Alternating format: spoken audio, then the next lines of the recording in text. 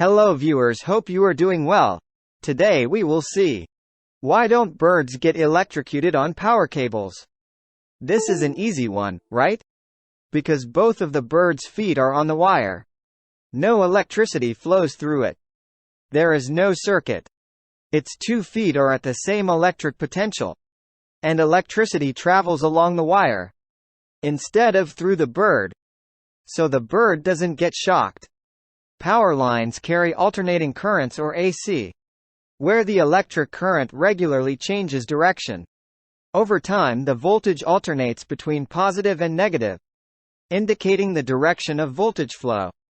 Remember, voltage is the difference in charge between 2 points, whilst current, measured in amperes, or amps, is the rate at which the charge is flowing.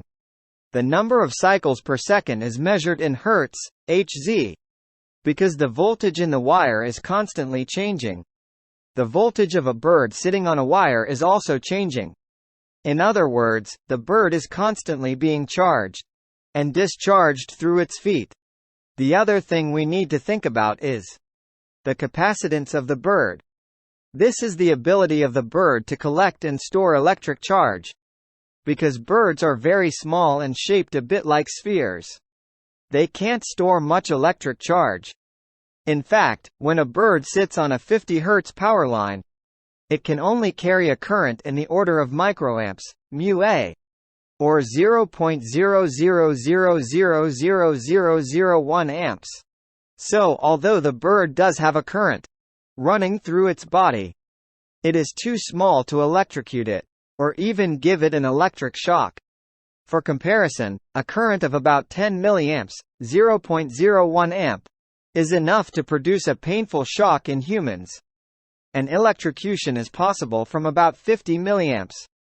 We don't know whether birds perched on power lines can feel the current going through their bodies.